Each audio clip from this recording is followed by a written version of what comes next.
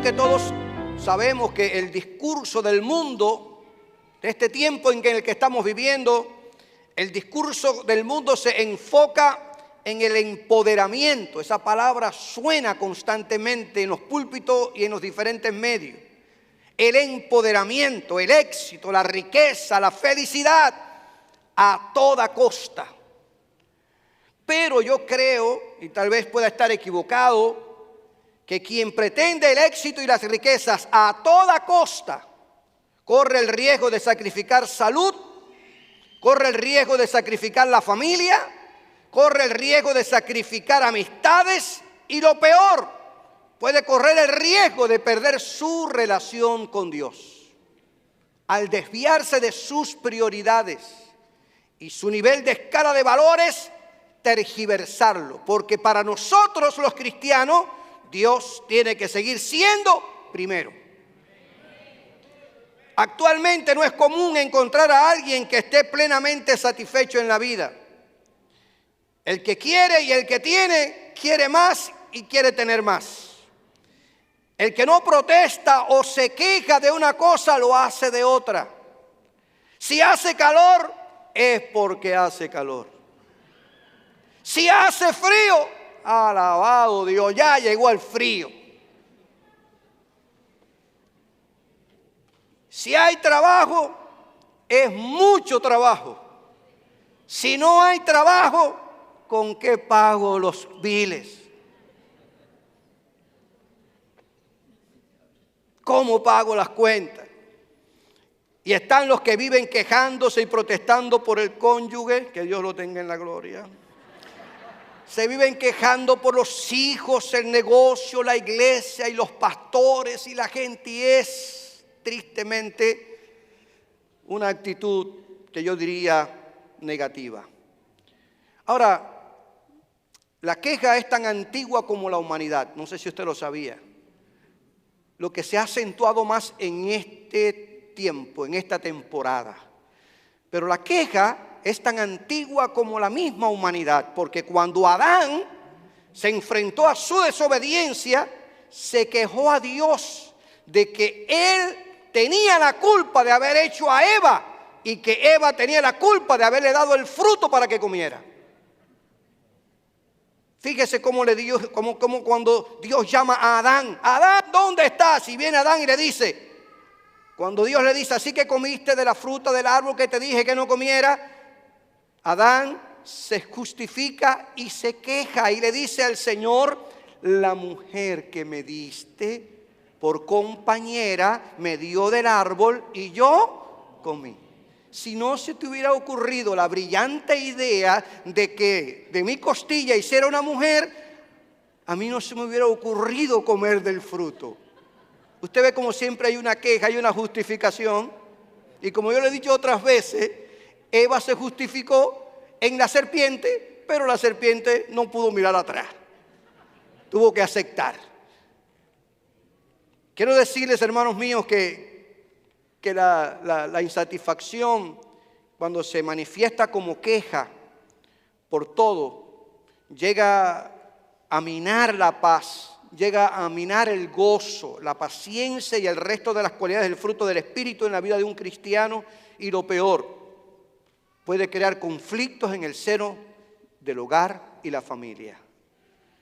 Y no solo eso, yo diría, no solo afecta el fruto del Espíritu, el carácter cristiano, sino que además puede incluso hasta dañar el testimonio que los cristianos debemos darle a la gente, a las demás personas. Porque al quejarnos constantemente por todo y todos, estamos diciendo que no nos gusta lo que Dios está haciendo o permitiendo en nuestras vidas y que no confiamos en su soberana voluntad. Y yo me preguntaba mientras escribía estas notas, ¿quién se sentiría atraído por una iglesia cuyos miembros están insatisfechos con la vida y que continuamente se quejan y se quejan? ¿De qué Dios me habla si desde que llegas al trabajo te estás quejando? Cuidemos la manera en cómo nos expresamos en los lugares públicos y aún en nuestro hogar y nuestra familia. Cuando nuestra queja se convierte en una costumbre, en un hábito, es un mensaje que transmitimos, amados hermanos, de que no estamos de acuerdo con lo que Dios nos da o nos permite. Y cuestionamos indirectamente su soberanía. Nuestra vida está en las manos del Señor. ¿Cuántos lo creen? El apóstol Pablo les escribe a los cristianos de la iglesia en Filipos y les dice, cuando hagan algo, eviten las quejas y las discusiones para que nadie les pueda reprochar nada. Todo lo que tú hagas, hazlo para Dios y hazlo agradeciéndole a Dios que te permite hacerlo para gloria de su honra. Si trabajas donde trabajas, Señor, gracias porque me cuesta, pero yo voy allí porque quiero ser un misionero a ese campo de trabajo. Y quiero servirte, ayúdame, Señor, ayúdame a ser un portavoz de tu palabra, a dar un ejemplo de que tú has cambiado mi vida, has cambiado mi carácter. ¿Por qué usted cree que Pablo le da este consejo a la iglesia que está en Filipo, que es considerada una de las cartas donde no se reprende a la congregación como a los corintios, por ejemplo? Una iglesia que Pablo amaba, una iglesia que había surgido en uno de los compromisos misioneros de Pablo cuando llegó él juntamente con Silas y otros compañeros más de misiones. Allí lo azotaron, lo metieron en la cárcel. Usted conoce la historia de Hechos capítulo 16, si no, léala. Y allí surge esta iglesia y era una iglesia amada, una iglesia que Pablo amaba y una iglesia que amaba al apóstol Pablo. Pero Pablo escribe esta carta con dos propósitos principales: agradecer el corazón generoso de la iglesia que le ayudaba donde quiera que estuvieran, y al mismo tiempo rectificar la tendencia de desunión que estaba surgiendo dentro de la iglesia. Y él miraba desde lejos, porque estaba en la cárcel, que esto podía crear rivalidad y contienda dentro de la iglesia y podía minar el trabajo que Dios quería hacer a través de la iglesia. Por eso es que le escribe y les dice: cuando hagan algo, eviten las quejas y las discusiones para que nadie les pueda reprochar.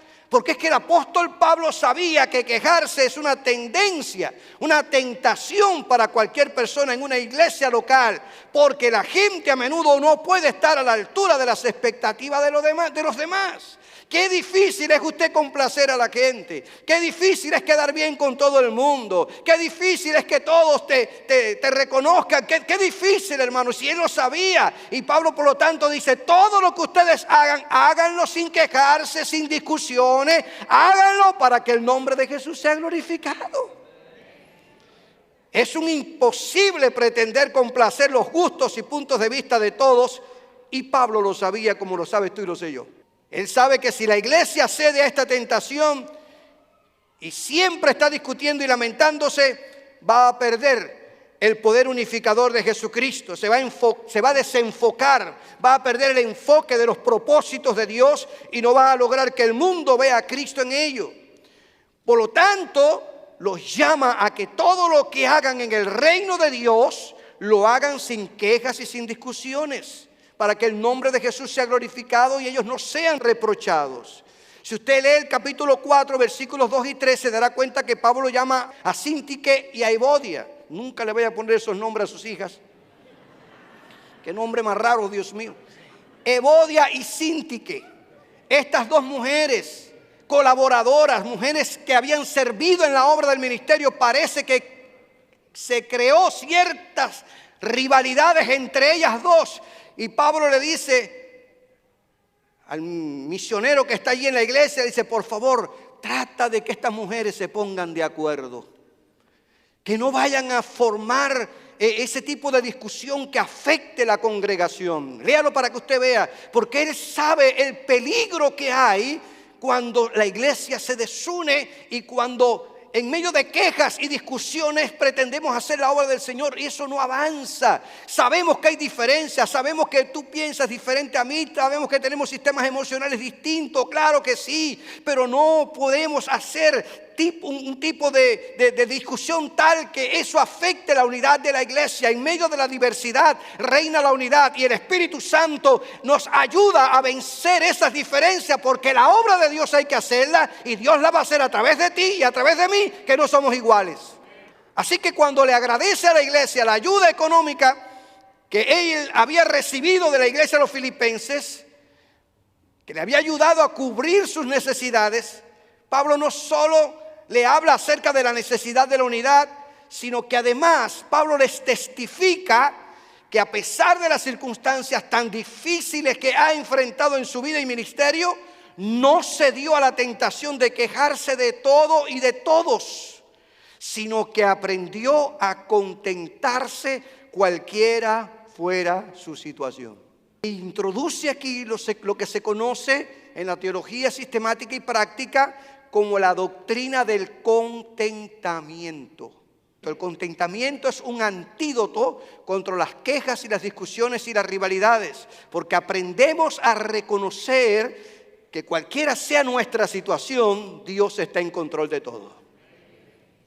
Él les dice a los hermanos y amigos filipenses, y ya yo le leí esta expresión, pero se la voy a leer en la Nueva Traducción Viviente.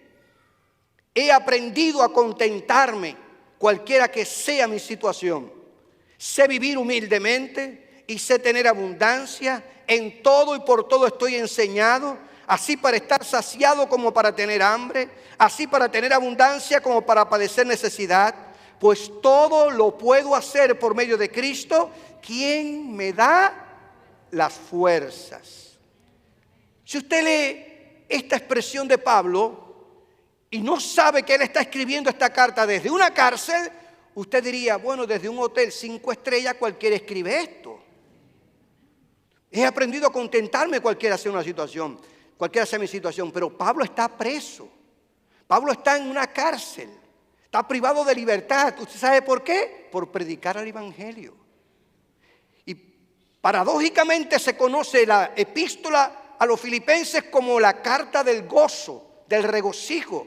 Y parece algo imposible de entender, pero el problema radica en que cuando aprendemos, hermanos, a depender de Dios y aprendemos a saber que nuestra vida está en el Señor, entonces las circunstancias no opacan el gozo que el Espíritu Santo produce en nosotros, cualquiera sea nuestra situación. La enfermedad no silencia mi boca. La crisis económica no silencia mi boca. Los conflictos del matrimonio no silencian mi boca. No, los problemas económicos no me callan, porque en medio de todas esas crisis yo creo que el Señor está conmigo y me va a ayudar a salir adelante en el nombre poderoso de Cristo Jesús. Pablo está en una cárcel y está diciéndole a la iglesia, he aprendido a contentarme cualquiera sea mi situación. ¿Conformarse? No, porque el conformista le da lo mismo una cosa que otra. Hay una gran diferencia entre el conformismo y el contentamiento. Amén. El conformista le da lo mismo 2 que 3, 5 que 6. Ni se preocupa por nada más. Con lo que tengo me basta. Pero él sabe que lo que tiene no le alcanza. Pero el que está contento con lo que Dios le ha dado, sabe que Dios ha suplido y seguirá supliendo. Que no le dejará, que no le faltará. Hoy estoy en escasez, pero Dios, el Dios proveedor, proveerá. Hoy paso por luchas y batallas en el seno de mi hogar y parece que la paz se va, pero creo en el Dios que dijo, yo soy Jehová Shalom, yo soy Jehová de paz. Y quise hablarte de este tema porque contentamiento y gratitud son inseparables. Yo creo que no podemos imaginarnos que Pablo enfrentó sus pruebas y pudo estar contento porque era un superapóstol, era un superhéroe, mientras que tú y yo somos personas común y corriente. Leemos esa escritura y dice, pastor, Pablo dijo eso porque era el gran apóstol a los gentiles. Mire, hermanos, este hombre, a pesar de su llamado, de la grandeza de su ministerio, si algo aprendo de él, es que tenía muy bien definidas sus prioridades en la vida y en el ministerio. Se centró más en lo que debía hacer que en lo que debía tener. Y fue capaz de cancelar todo para que Cristo fuera formado en su corazón. Déjame decirte que el contentamiento de Pablo en medio de las adversidades no estuvo enraizado en su propia identidad como apóstol, sino en la de Cristo, que era el todo en su vida y era quien le fortalecía. De ahí la expresión que tanto te gusta a ti, me gusta a mí. Todo lo puedo en Cristo que me fortalece. Pero cuando usted mira el contexto de esa expresión, se dará cuenta que Pablo lo está diciendo en medio de crisis, en medio de una situación en la que está preso. Y él dice: he pasado por necesidades, por hambre, he tenido sed, he pasado por tantas luchas, pero lo he podido vencer todo, porque Cristo es el que me da la fuerza. Gloria sea el nombre del Señor. Tú y yo tenemos exactamente el mismo recurso a nuestra disposición. El Espíritu Santo hace real a Cristo en nosotros y nos da el poder para soportar y sobreponernos a todas las circunstancias y dar fruto de un verdadero compromiso con Dios. El Dios a quien servía Pablo y el Cristo que predicaba Pablo es el Dios en el que tú crees y el Cristo que tú predicas. En él tenemos nuestra fe y nuestra fortaleza. El Señor fortalece al cansado. El Señor multiplica la fuerza del que no tiene ninguna. El Señor está con aquel que depende de Él bajo cualquier circunstancia. Por eso Santiago, cuando escribe su carta, él aclara, dice: Elías era un hombre sujeto a las pasiones como las tuyas y las mías. Un hombre común y corriente, pero cuando oró para que no lloviera, no llovió. Y cuando oró para que lloviera, llovió. ¿Qué nos está enseñando Santiago? Que el Dios que respondió a Elías y el Dios que respondía a Pablo es el Dios que te responde a ti y es el Dios que me responde a mí, porque Dios no cambia. Dios es eterno. Dios es el mismo ayer, hoy, por todos los siglos, dice el escritor a los Hebreos. Hay una expresión del profeta Eliseo que a mí siempre me toca el corazón, me ministra y me reta. Cuando después que Elías es arrebatado al cielo y él se queda con el manto de Elías, él toca las aguas del río Jordán y dice: ¿dónde está el Dios de Elías? Y el Dios de Elías estaba ahí porque las aguas se abrieron. Pero yo creo que nosotros deberíamos de hacernos una pregunta: ¿dónde están los Elías de Dios? ¿Dónde están los Elías de Dios? ¿Dónde están los Elías de Dios? Que se atreven a creer que Dios todavía hace milagros y señales y prodigios. Dios no ha cesado, Dios sigue sentado en su trono. Pablo conoció el sufrimiento de primera mano. Es interesante cuando usted lee la segunda carta del apóstol Pablo a los Corintios, capítulo 11, léalo después en su casa con detenimiento. Nosotros que nos quejamos y nos quejamos y nos quejamos, lea segunda a los Corintios, capítulo 11, para que usted se dé cuenta. Mire, Pablo, ahí él hace un resumen y dice: sufrí golpes y azotes, naufragio, me apedrearon, tuve hambre y sed, tuve en peligros de muerte, fui encarcelado varias veces, enfrenté falsos hermanos, incluso a herejes que querían minar la iglesia. Fui cuestionado por mi fe y mi doctrina en Cristo, fui rechazado por los de mi propia nación, entre otras muchísimas circunstancias más que tuvo que enfrentar. Sin embargo, él dice: en medio de toda esa crisis aprendí a contentarme porque Dios me fortalece en Cristo Jesús. Aleluya. Tal vez hoy, hermanos, y esta es una nota que quiero decirte, quiero compartirte, tal vez hoy enfrente circunstancias que hacen que la vida parezca insoportable.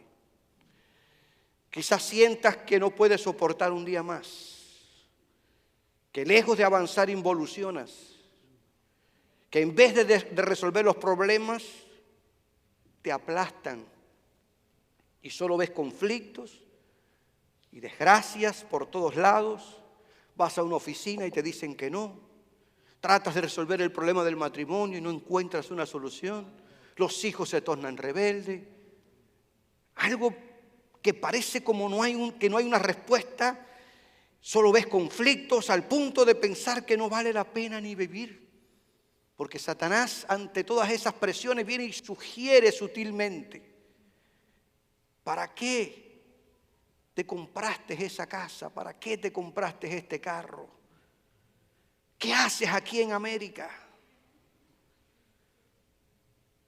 Y ante tantos infortunios, algunas veces la pregunta surge: ¿qué razones tendría para estar contento?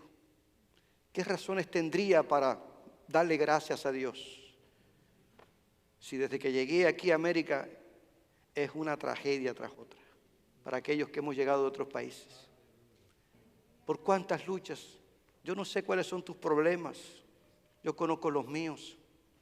Yo no sé cuáles son tus situaciones en el hogar y la familia, yo conozco los míos. Pero todos tenemos que enfrentar diferentes batallas. Pero hay un común denominador que tienes tú y que tengo yo. El Señor Jesucristo, que nos dijo: yo estaré contigo en los días buenos y en los días malos. No te dejaré ni te desampararé. Contamos con esa compañía y con esa seguridad. Podemos tener la razón más grande para darle gracias a Dios, porque su presencia en nosotros supera cualquier situación. Imagínate que llegara a tu casa un millonario, uno de esos peloteros que le pagan 300 millones en un contrato. Que llegara un millonario y te dijera: te compro tus ojos por $1 millón. ¿Tú se los venderías? Pero ese mismo millonario viene y te dice: te compro las piernas y los brazos por $500,000. Por $500,000. ¿Usted se los vendería? ¿Usted los vendería? Entonces el millonario nos diría: ¿de qué te quejas si tú eres rico? Tienes ojos, tienes pies, tienes brazos, tienes vida, eres rico, porque la mayor riqueza del hombre es la vida que Dios le ha dado.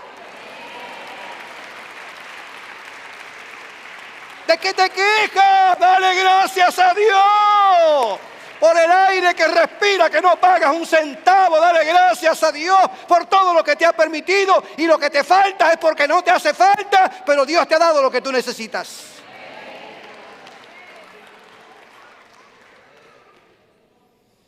Déjame comentarte algo. Si difícil es estar contento cuando la vida es complicada y hay necesidad, quiero dejarte dicho que también lo es cuando estamos en tiempos de abundancia. Porque cuando nadamos en la abundancia, desafortunadamente nos olvidamos que la fuente de todo es el Dios que provee. Y el que más tiene, más quiere tener. Y nunca está satisfecho. Como dice la Biblia, el ojo que ve no se cansa de ver.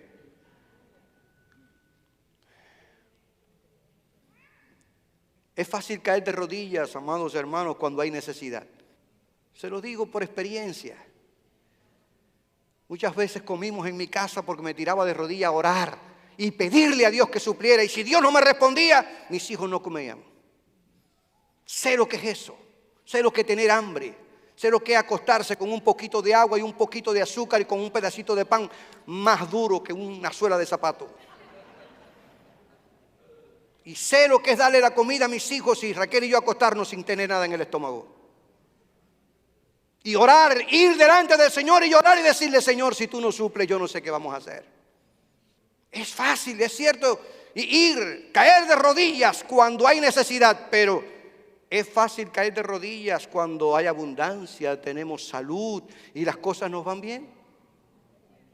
Es por lo que el rey David llama a su alma a ser agradecida por todos los beneficios que ha recibido inmerecidamente. De simple pastor de ovejas, Dios lo había convertido en el rey de Israel, el tipo más rico de su tiempo. Y dice: alma mía, ten cuidado de olvidarte de todo lo que Dios te ha dado. Alma mía, bendice a Jehová y bendiga todo mi ser su santo nombre. Bendice, alma mía, a Jehová, y que no se te ocurra olvidarte de todo lo que Dios te ha dado.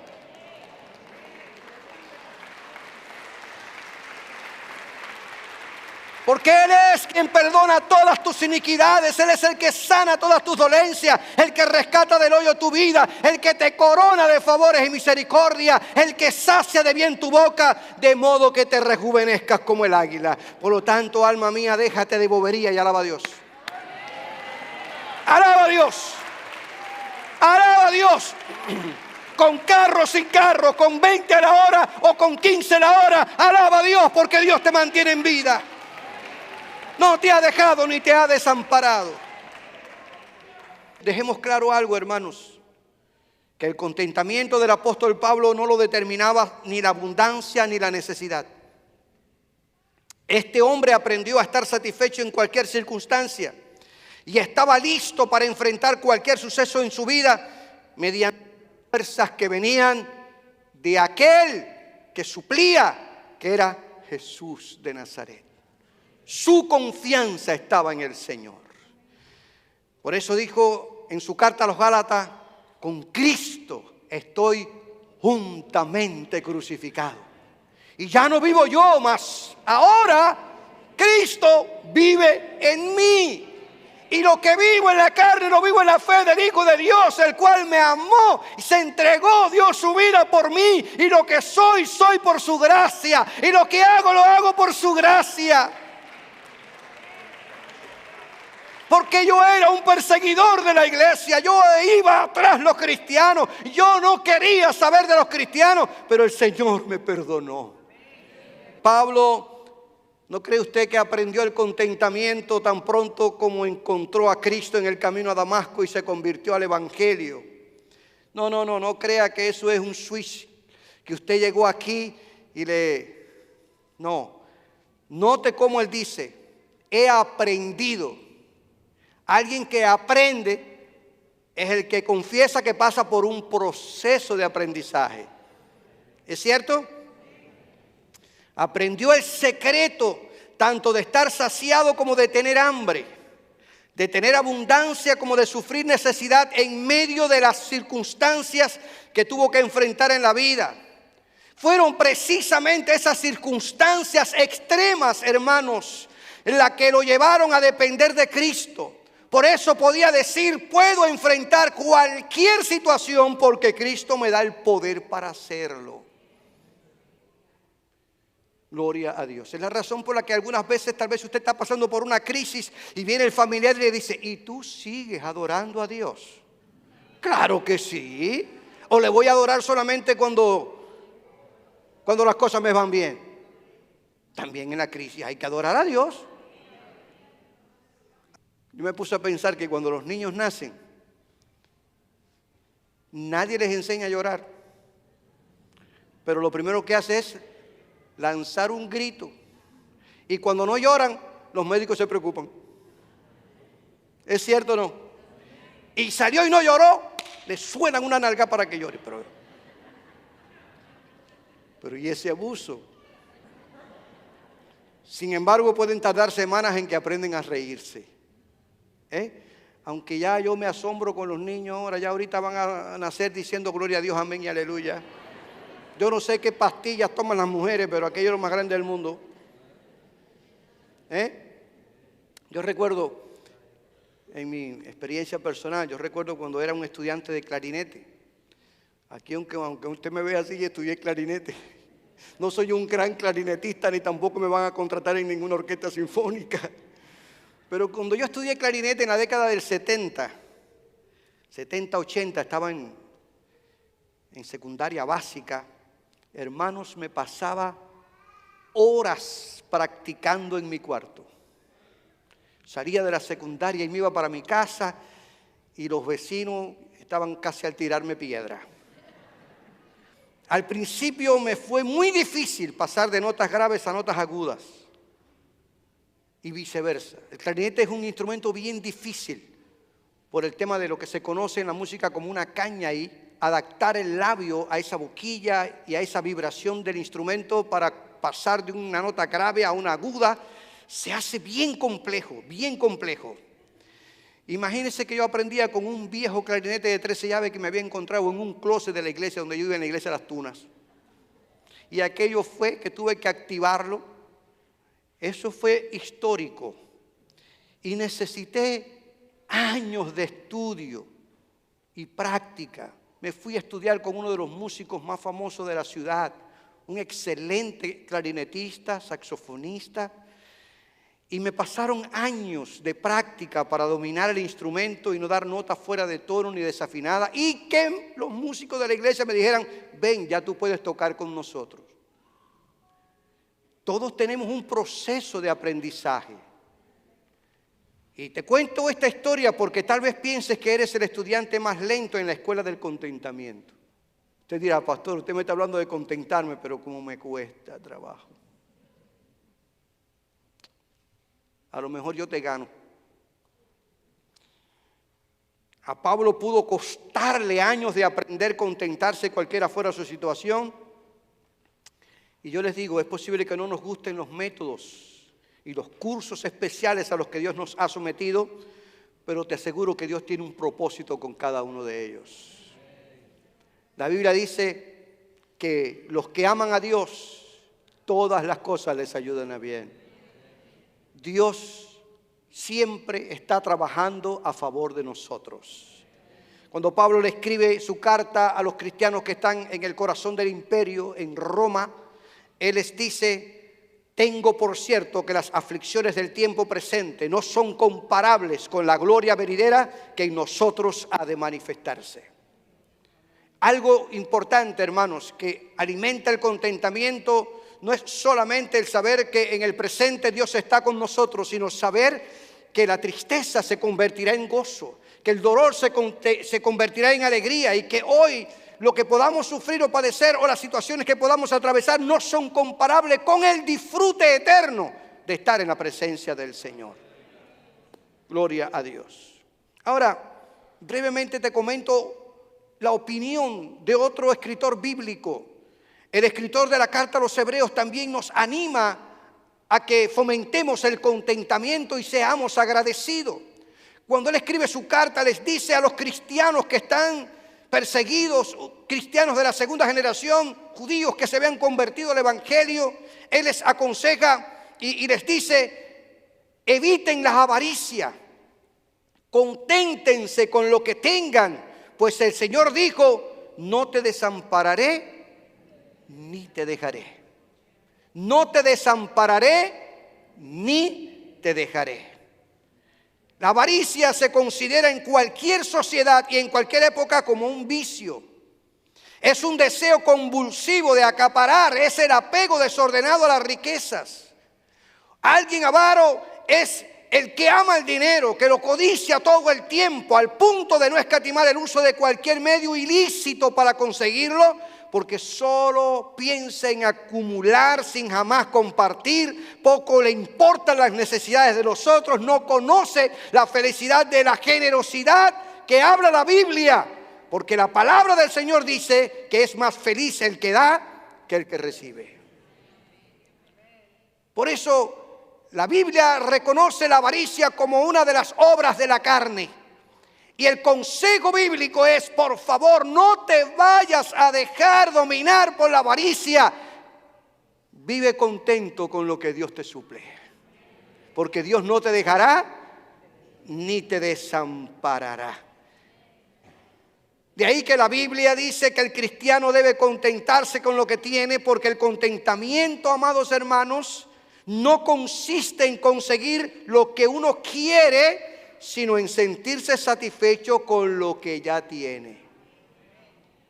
Si usted puede lograr más, lúchelo legal y oficialmente. Pero no se deje llevar por la avaricia, porque el que acapara sin pensar en lo más, en las demás necesidades, tristemente, no recibe la bendición bíblica de que es mejor dar que recibir. La mayor riqueza de un cristiano es saber que Dios está presente en su vida, y eso no lo supera ni el oro ni la plata. Tener la riqueza de saber que Dios forma parte de mi vida, de mi familia, de mi hogar, de mi casa, de mi negocio, de mi finanza, de todo lo que soy, de todo lo que hago, esa es la mayor riqueza. El día que me falte Dios, me falta todo, pero mientras tenga a Dios, lo tengo todo. Entonces, cerrando mi reflexión, quien tiene contentamiento goza de paz, goza del disfrute de saber que el gozo del Señor es su fortaleza en medio de la adversidad. Vive seguro, porque su seguridad no depende de lo que tiene o deja de tener, sino de su relación personal con Cristo. Tenga o no tenga, Cristo es mi fortaleza. Así que el contentamiento del cristiano nunca depende de la posición de cosas externas, aunque sean necesarias. Claro que llegaste de tu país y necesitas un carro en que moverte.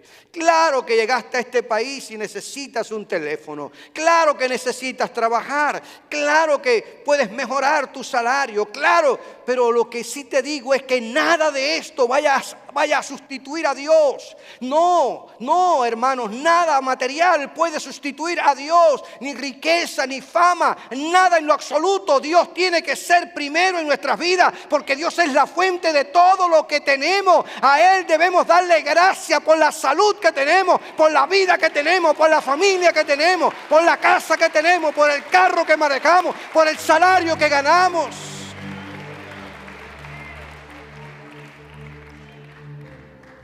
Que me digan fanático, pero yo sigo creyendo que soy lo que soy, tengo lo que tengo por la gracia y la misericordia de Dios. Que trabajo. Sí, tuve que trabajar desde el 1 de septiembre del año 1978 hasta hoy estoy trabajando. Para aquellos que piensan que los pastores no trabajan. Nunca se me olvida ese primer día de mi trabajo en Cuba. 1 de septiembre del año 1978. No se me olvida. Porque a los 30 días nació mi primer hijo, Merlin. Nos casamos casi al final de mi carrera de contabilidad. Salió embarazada enseguida Raquel. No me dejaron trabajar hasta que no comenzara y no terminara en Cuba era así. Pero le agradezco a Dios por todo lo que me ha permitido aprender en el área de mi profesión y de mi trabajo. Nunca, hermanos, y déjenme compartirte esto, nunca a mí se me olvidan las palabras que Dios le dijo al pueblo de Israel cuando lo fue a introducir a la tierra prometida. Cuando vayas allá y ocupes esa tierra y disfrutes de esa tierra que yo le prometí a Abraham, a Isaac y a Jacob y que hoy te la entrego a ti, cuando vayas allá no te olvides de que cuando alcances tus riquezas y te prospere, que no se te olvide que yo soy el que te doy la fuerza y la capacidad para tener lo que tienes. Soy yo. Amén. Es verdad que vivimos procesos de involución en nuestros países. Éramos ingenieros, médicos, arquitectos, éramos enfermeros, éramos profesionales. Aquí hemos tenido que limpiar piso y baño. ¿Quién no ha pasado por eso? Estas manos que ustedes ven aquí tuvo que hacerlo muchísimas veces. Jamás en mi vida yo había trabajado en una cocina y tuve que fregar como un campeón. Pero todos involucionamos de una u otra manera. Lo importante es que no importa el proceso. Lo importante es que no nos olvidemos que el Dios de allá es el Dios de aquí. Que el Dios nuestro está con nosotros y no nos dejará ni nos desamparará. Voy a cerrar con esta idea, este pensamiento que me cautivó la mente y el corazón.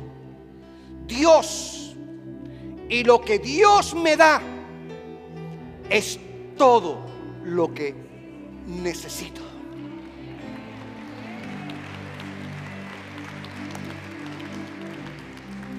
Dios y todo lo que Dios me da es todo lo que necesito. Cuando te levantes en la mañana, dale gracias a Dios porque tiene una cama donde dormir. Hay millones en el mundo que no tienen donde dormir. Cuando te levantes de tu cuarto en tu esfinge y dices que pasa y no puedes ni caminar, dale gracias a Dios porque al menos estás durmiendo con aire acondicionado, muchacho. Hoy no quiero esto, hoy quiero lo otro, no como frijoles. Y en Cuba te lo tenía que comer casi crudo, chico. Dale gracias a Dios por lo que Dios te ha dado, lo que te está dando y lo que te va a seguir dando. Hay millones en el mundo que no tienen nada, nada, nada. Eres rico en Cristo, eres rico en el Señor. No solo en el orden material, sino en el orden espiritual, hermano, en espiritual. No hay mayor riqueza que el haber conocido a Cristo. No hay mayor riqueza. Aleluya. Si tú estás aquí, es porque el Señor ha tocado tu mente y tu corazón. Y sientes la necesidad de alimentar tu fe y confianza en Él. pero a través de tu agradecimiento reconoces que el Dios de los cielos es el que provee. Y hay que estar contento. Contento con el Dios que nos fortalece. Amén. Mira, cuando te levantes en la mañana, antes de tomar el teléfono, antes de revisar Instagram, Facebook, TikTok, antes de revisar las noticias que atormentan muchas veces, levanta tus brazos al cielo y dile: gracias, Dios, por la vida que me das. Gracias por lo que tengo y gracias, Señor, por lo que me vas a suplir. Quiero tener lo que tú quieres que yo tenga. Quiero hacer lo que tú quieres que yo haga. Quiero vivir donde tú quieres que yo viva. Y quiero, Señor, que mi vida te agrade y ser un portador de un mensaje de esperanza. Abre tus labios y dile: gracias, Dios, por el aire que respiro. Quita de mí toda queja, todo lamento. Saca, Señor, todo lo que pueda impedir que tu espíritu fluya, porque yo quiero, Señor, ser un instrumento en tus manos aquí en América. Cultivemos la gratitud, cultivemos el contentamiento. Recuerda, el contentamiento se aprende. No es una cápsula que te vamos ahora a dar al salir de la iglesia, del templo, y te la vas a tomar y ya todo cambió. No, hay que cultivar, hay que aprender, como dijo el apóstol Pablo: he aprendido a contentarme cualquiera sea mi situación. Aprendamos a ser agradecidos con Dios. Aprendamos a darle gracias a Dios. Siéntate en tu carro y dile: gracias, Dios, por este vehículo. El vecino podrá tener un Mercedes-Benz del 2024, pero te doy gracias por este que tú me has dado. Gracias te doy por lo que tú me das, porque lo que tú me das es lo que yo necesito. Tú y lo que me das tú, Señor, es lo que yo necesito. Aleluya. Yo quiero que oremos al Señor en este día. Que esta palabra sea un reto para cada uno de nosotros. Cuando te vayas a quejar, convierte tu queja en una palabra de agradecimiento a Dios. No te vayas a morder la lengua para que no sangres, pero háblale a tu alma y dile: alma mía, no te quejes, bendice a Dios y no olvides ninguno de sus beneficios. Padre, yo he compartido con esta iglesia la palabra que tú pusiste en mi corazón. Oré, te pedí que me ayudaras. La he compartido. Yo sé que tu palabra nunca vuelve a ti vacía, sino haces la obra para la cual tú la envías. Tal vez aquí, hoy entre nosotros, haya corazones heridos, afligidos, que han pasado por situaciones de escasez, de conflictos en el hogar, la familia, a nivel de matrimonio, los hijos. Pero creo, Señor, que en medio de todas nuestras aflicciones y conflictos, tú no nos abandonas. Tú estás con nosotros. Y yo oro en esta hora pidiendo, Señor, que tú renueves nuestras fuerzas como las del águila, que tú multipliques nuestras fuerzas como las del búfalo, y que nos ayudes, Señor, a cultivar un corazón agradecido. Que no solo en el mes de noviembre nosotros hablemos de gratitud, sino que durante todo el año y la vida nosotros seamos agradecidos. Gracias por la vida que nos das. Gracias por Cristo, por su muerte, resurrección.